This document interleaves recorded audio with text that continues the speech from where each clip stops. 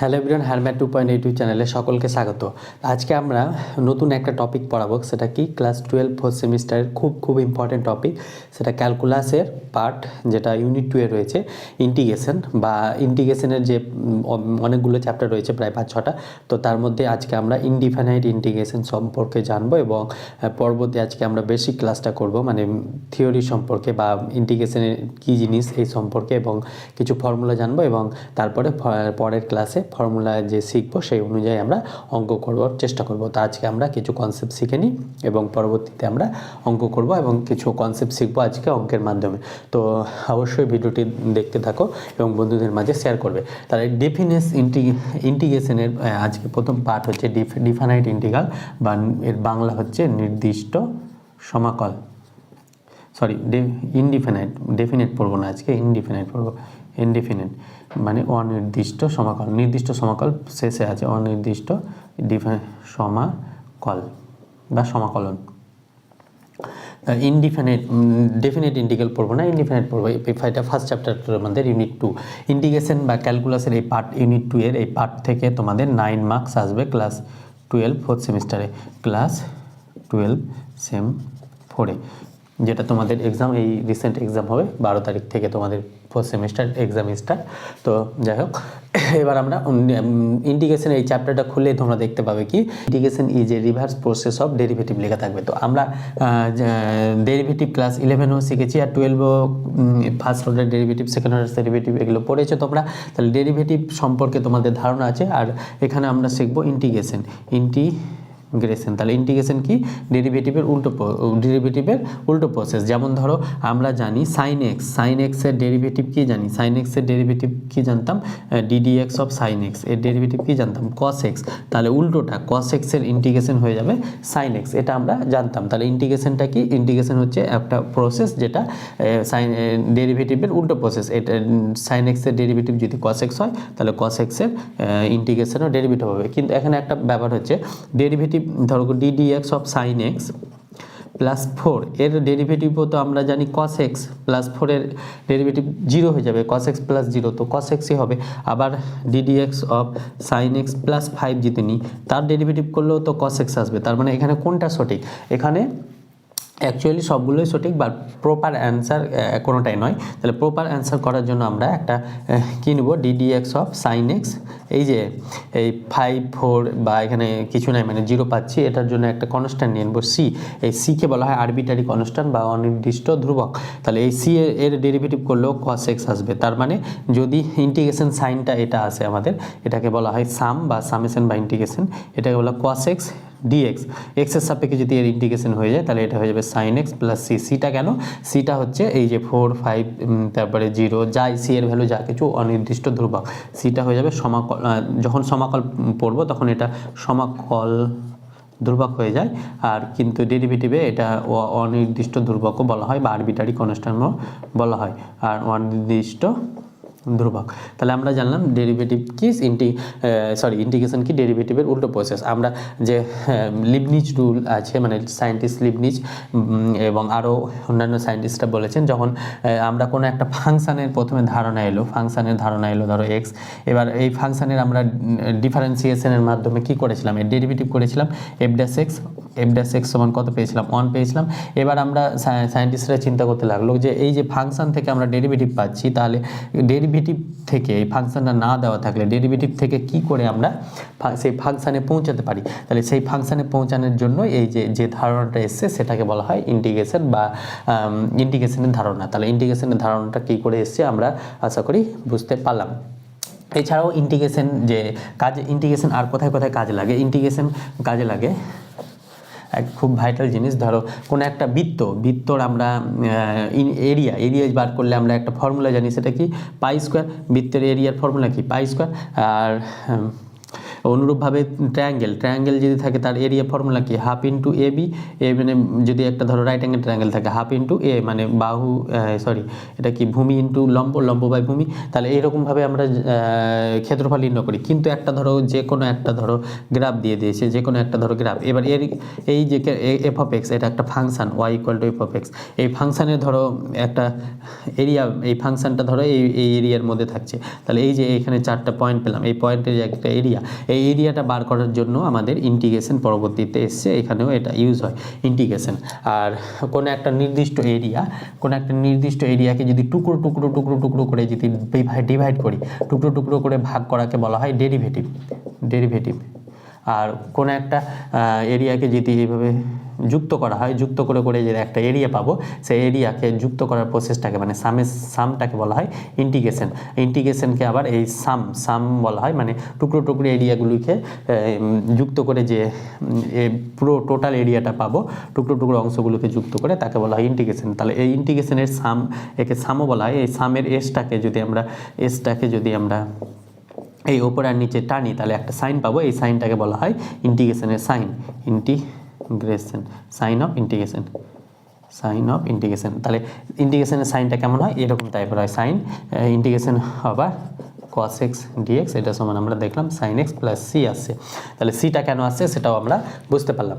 তাহলে ডেরিভেটিভ আর integration, derivative মানে কি, মানে টুকরো করা, আর ইন্টিগ্রেশন মানে কি তোমাকে জুড়ে দেওয়া। তাহলে ধরো কি তোমার লাইফ হিসাবে যদি দেখতে চাও, তাহলে ধরো কি এমন একজন এলো তোমার লাইফে, তোমার এটা ধরো পুরো তোমার লাইফটা ধরো খুব সুন্দর চলছে, এমন একজন এন্ট্রি করলো, দিয়ে তোমার লাইফটা টুকরো হয়ে গেল। তাহলে এই টুকরো প্রসেসটা হচ্ছে ডেরিভেটিভ, ডিওয়াই বাই ডিএক্স। খুব বাকওয়াস একটা এক্সাম্পল দিলাম, বাট সত্য হতে পারে। তো আর যখন যদি এই টুকরোগুলোকে যে জোরে করে, আরেক ধরো তোমার লাইফটা ধরো টুকরো হয়ে আছে, আরেকজন এন্ট্রি করলো তোমার লাইফে, যে সে তোমার লাইফটাকে আবার সে আগের মতো সুন্দর করে দিল, তাহলে এই সুন্দর করার প্রসেসটা হচ্ছে ইন্টিগ্রেশন। তাহলে ইন্টিগ্রেশন আর ডেরিভেটিভ বুঝতে পারলে, ডেরিভেটিভ মানে কি কোনো একটা হোল জিনিসকে টুকরো যখন করবো তখন ইন্টিগ্রেশন, আর যখন ডেরিভেটিভ যখন টুকরোগুলোকে একসঙ্গে জুড়ে একটা পুরো আকার একটা নির্দিষ্ট এরিয়া নিব, তখন সেটাকে বলা হবে ইন্টিগ্রেশন। এইভাবেও তোমরা ভাবতে পারো জিনিসটাকে। তাহলে ইন্টিগ্রেশন ব্যাপারটা আমরা বুঝলাম। এবার এবার এখানে যে অনির্দিষ্ট কেন বলা হচ্ছে, এই যে সি, এখানে আমরা ইন্টিগ্রেশন সি পেলাম, সি এর ভ্যালুটা আমরা জানি না, কিন্তু যখন অনির্দিষ্ট মানে কি এখানে কোনো রেঞ্জ নাই, দেখো ইন্টিগ্রেশন, আর যখন এখানে বলে দিবে এটা ইন্টিগ্রেশনটা কিন্তু ইনফিনিটি পর্যন্ত চলতে থাকবে। যখন এখানে ধরো x ইকুয়াল টু 0 ধরো এখান থেকে ধরো স্টার্ট হয়েছে x ইকুয়াল টু 0 থেকে এই পর্যন্ত a পর্যন্ত, তখন ইন্টিগ্রেশনটা হয়ে যায় 0 to a cos x dx, তখন একটা sin x প্লাস সি এটা হয়, আর 0 to a, তখন সি এর ভ্যালুটা আমরা পেয়ে যাব, বলে তখন সেটাকে বলা হবে নির্দিষ্ট সমকল। আমরা নির্দিষ্ট সমকল চ্যাপ্টারে ভালোভাবে বুঝবো। তাহলে আশা করি সি ব্যাপারটা আমরা বুঝতে পারলাম। এবার আমরা কিছু ইন্টিগ্রেশনের ফর্মুলা রয়েছে, সেই ফর্মুলাগুলো দেখবো। আর ইন্টিগ্রেশনের একটা তাহলে ইন্টিগ্রেশনের ডেফিনেশনটা কি দাঁড়ালো, কোনো একটা ফাংশন এফ অফ এক্স, এই ফাংশনের যদি ডেরিভেটিভের প্রসেস, এই ফাংশনের ডেরিভেটিভ ধরো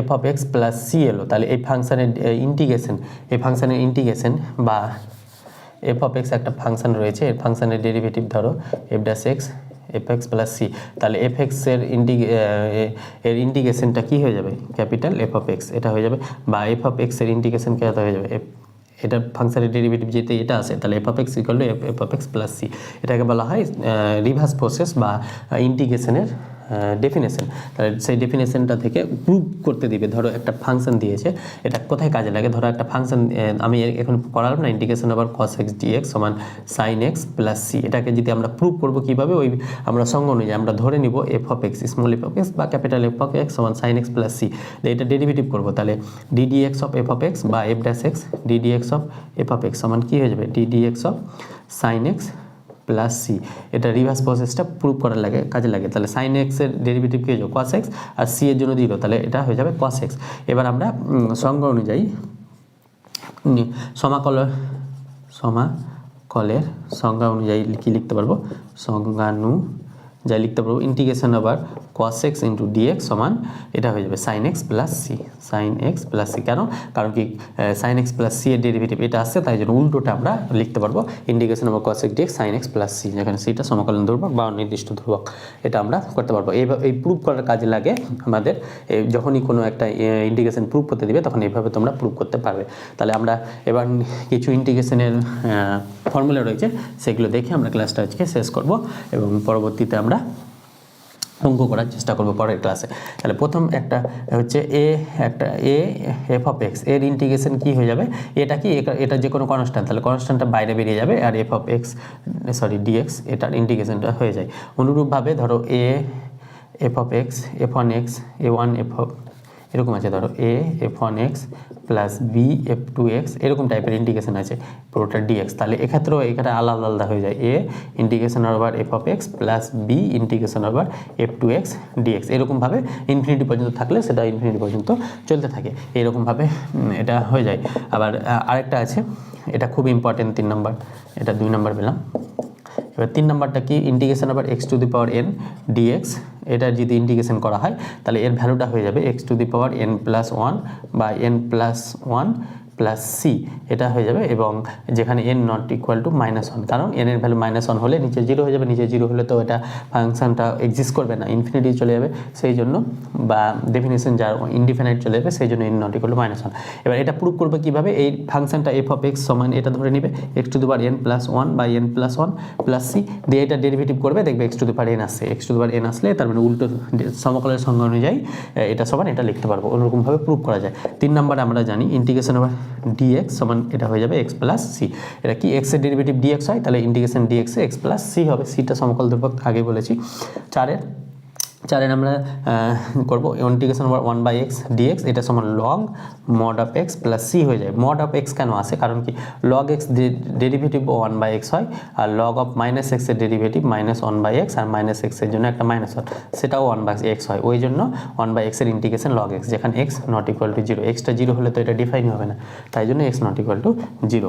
এটা প্রুভ করা যায় ওই এফ অফ এক্স সমান এটা ধরে সেম ওয়েতে প্রুভ করা যায়। 5 নম্বরে আছে integration over e to the power m x dx, এটা সমান হয়ে যাবে e to the power m x by m plus c, এটাও এফ অফ এক্স সমানের এটা ধরে ডেরিভেটিভ করে সেম আসবে। 6 নম্বর আছে integration over e to the power x dx, এটা হয়ে যাবে e to the power x plus c, m এর ভ্যালুটা 1 ধরেছি, তাহলে এম এর ভ্যালু 1 বসালে e to the power x plus c আসবে এটা। এবার 7 নম্বরে আমরা 6টা হলো, এবার আমরা এই 6টা হলো আমরা মুছে দিলাম। এবার 7 নম্বরে আসবো। 7 নম্বরে বলেছিলাম integration over sine m x, sine m x হয়ে যায়, সাইনের ইন্টিগ্রেশন এখানে কস হয়ে যায়, minus cos m x by m plus c হয়ে যাবে। মাইনাস কেন, এখানে কসের ডেরিভেটিভ আরেকটা মাইনাস হবে, মাইনাস ক্লাস কেটে যাবে, তাই প্লাস হবে, ওই জন্য এখানে মাইনাস। 8 নম্বরে ইন্টিগ্রেশন ওভার সাইন এম এর ভ্যালু 1 নেবো, তাহলে সাইন এক্স, তাহলে এটা হয়ে যাবে minus cos x plus c. অনুরূপভাবে 9 নম্বর integration over cos m x, এটা কস এম এক্সের ক্ষেত্রে এটা হয়ে যাবে, কসের ক্ষেত্রে এটা হয়ে যাবে sine m x by m plus c. অনুরূপভাবে 10 হয়ে যাবে integration over cos x equal to sine x plus c. 11 নম্বরে ইন্টিগ্রেশন ওভার কি আসবে sec square m x dx, তাহলে এটা হয়ে যাবে সেক স্কোয়ারের ক্ষেত্রে আমরা tan m x by m plus c. আর আরেকটা আছে যে ডেরিভেটিভের ফর্মুলা আমরা শিখেছিলাম আইলেটের মাধ্যমে, আইলেট মানে ইনভার্স ত্রিকোণমিতি ফাংশনের ডেরিভেটিভ, এল মানে লগের ফাংশনের ডেরিভেটিভ, লগারিদম ফাংশনের, এ মানে অ্যারিথমেটিক অ্যালজেব্রার ডেরিভেটিভ, টি মানে ত্রিকোণমিতি ফাংশনের ডেরিভেটিভ, ই মানে এক্সপোনেনশিয়াল ফাংশন মানে ই টু দি পাওয়ার টাইপের, এগুলো ডেরিভেটিভ যতগুলো ফর্মুলা শিখেছিলাম তার উল্টোটা আমরা করে, যেমন ট্যান এম এক্সের ডেরিভেটিভ কী ছিল সেক স্কোয়ার এম এক্স, তাহলে ট্যান এক্সের ডেরিভেটিভ কী ছিল, ট্যান এক্সের ডেরিভেটিভ কী ছিল সেক স্কোয়ার এক্স, তাহলে সেক স্কোয়ার ইন্টিগ্রেশনটা হয়ে যাবে ট্যান এক্স। ওই রকমভাবেও তোমরা মনে রাখতে পারো যারা ডেরিভেটিভের ফর্মুলাগুলো অলরেডি মুখস্থ করেছো। তাহলে 12 নম্বর কী হবে integration over sec square x dx, এটা সমান হয়ে যাবে ট্যান এক্স প্লাস সি। 13 নম্বর integration over cosec square dx, এটা সমান কী হয়ে যাবে minus cot m x by m plus c. অনুরূপভাবে 14 নম্বরে integration over cosec square m x, এটা এম এক্স হবে, আর এটা এম এর ভ্যালু 1 নিব, তখন মাইনাস কট এম এক্স